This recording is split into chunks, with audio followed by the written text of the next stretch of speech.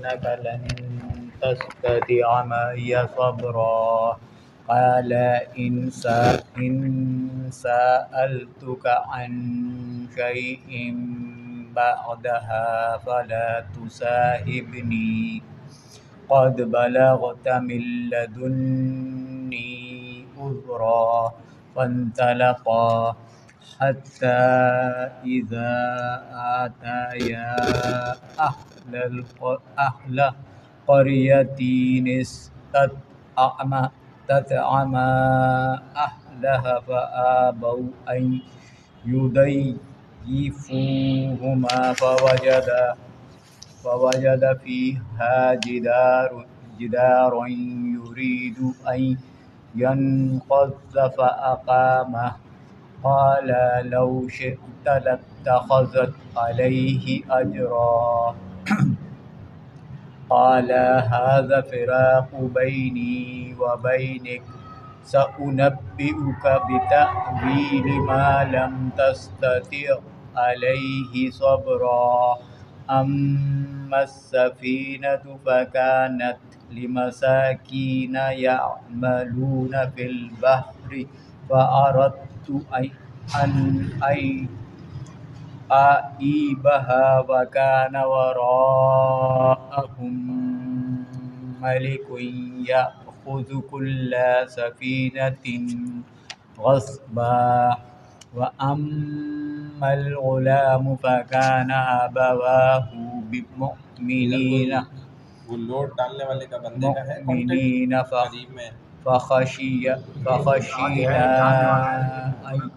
يرهقهما طغيانا وكفرا فأردنا أن يبدلهما ربهما خيرا منه زكاة وأقرب رحما وأما الجدار فكان لغلامين يتيمين في المدينة وكان تحته كنز لهما وكان أبوهما صالحا فأراد ربك أن يبلغا أشدهما ويستخرج كنزهما رحمة من ربك وما فعلته عن أمري ذلك تأويل ما لم تستطع آتيناه من كل شيء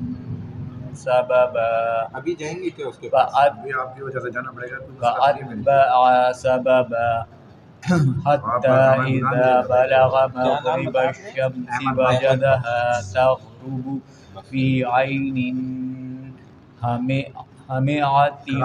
ووجد عندها قوما قلنا يا ذو القرنين إما أن تؤذب وإما أن تتخذ فيهم حسنا قال أما من ظلم فسوف نعذبه ثم يرد إلى ربه فيعذبه عذابا نكرا وأما من آمن وعمل صالحا فله جزاء الحسنى وسنقول له من أمرنا يسرا ثم أتبع سببا حتى إذا بلغ مطلع الشمس وجدها تطلع على قوم لم نجعل لهم من دونها سترا كذلك وقد أحطنا بما لديه خبرا ثم أتبع سببا حتى إذا بلغ بين السدين وجد من دونهما قوما لا يكادون يفقهون قولا قالوا يا ذا القرنين إن ياجوج وماجوج مفسدون في الأرض فهل نجعل لك خرجا على أن تجعل بيننا وبينهم سدا قال ما مكني فيه ربي خير فأعينوني بقوة أجعل بينكم وبينهم ردما آتوني زبر الحديد حتى إذا ساب بين الصدفين قال انفخوا حتى إذا جعله نارا قال آتوني أفرغ عليه قطرا فما استطاعوا أن يظهروه وما استطاعوا له نقبا قال هذا رحمة من ربي وإذا جاء وعد ربي جعله دكا وكان وعد ربي حقا وتركنا بعضهم يومئذ يموج ببعض ونفخ في السور فجمعناهم جمعا وعرضنا جهنم يومئذ للكافرين عرضا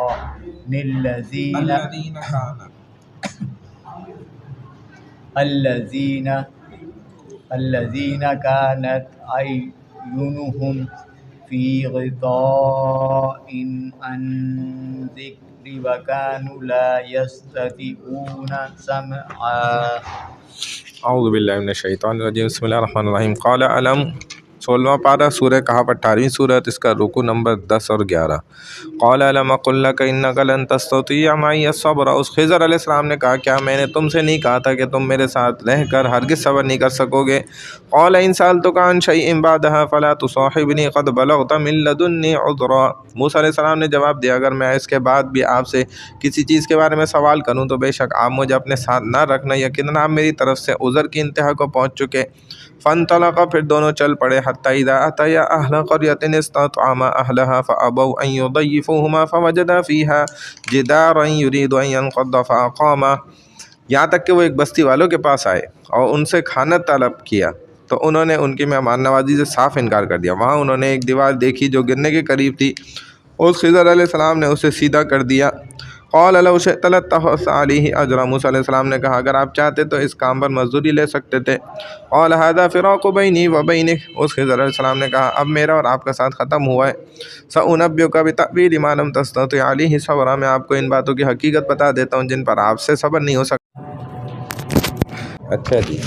کہاں تک ہو گیا؟ اما السفینۃ فکانت لمساکین یعملون فی البحر، اس کشتی کا معاملہ تو یہ تھا کہ وہ چند مسکینوں کی ملکیت تھی جو دریا میں محنت مزدوری کرتے تھے۔ فاردت ان اعیبها وکان وراءهم ملک یأخذ کل سفینۃ غصبا، میں نے چاہا کہ اس کشتی کو عیبدار بنا دوں کیونکہ ان کے آگے ایک ایسا بادشاہ تھا جو ہر صحیح سالم کشتی کو زبردستی چھین لیتا تھا۔ واما الغلام فکان ابواہ مؤمنین فخشینا ان یرہقہما طغیانا وکفرا، لڑکے کا قصہ یہ ہے کہ اس کے والدین مومن تھے، ہمیں خوف ہوا کہ یہ لڑکا اپنی سرکشی اور کفر کی وجہ سے ان کے لیے کوئی مصیبت کھڑی نہ کر دے۔ فأردنا ان یبدلہما ربہما خیرا منہ زکاۃ واقرب رحما، اس لیے ہم نے چاہا کہ ان کا رب انہیں اس کے بدلے اس سے بہتر اولاد عطا کرے جو پاکیزہ اور زیادہ محبت کرنے والی ہو۔ وأما الجدار فكان لغلامين يتيمين في المدينة وكان تحته كنز لهما وكان أبوهما صالحا، اور دیوار کا قصہ یہ ہے کہ وہ دو یتیم بچوں کی تھی جو اس شہر میں رہتے تھے، اس دیوار کے نیچے ان کے لیے خزانہ دفن تھا، ان کا باپ بڑا نیک شخص تھا۔ فاراد ربک ان یبلغا اشدہما ویستخرجا کنزہما، لہذا آپ کے رب کی چاہت تھی کہ یہ دونوں یتیم بچے اپنی جوانی کی عمر کو پہنچ کر اپنا یہ خزانہ آپ کے رب کی مہربانی اور رحمت سے نکال لیں۔ رحمتا من ربک وما فعلتہ عن امری ذلک تأویل ما لم تستطع علیہ صبرا، اور یہ کام میں نے یہ واقعات کی اصل حقیقت جن پر آپ سے صبر نہ ہو سکا۔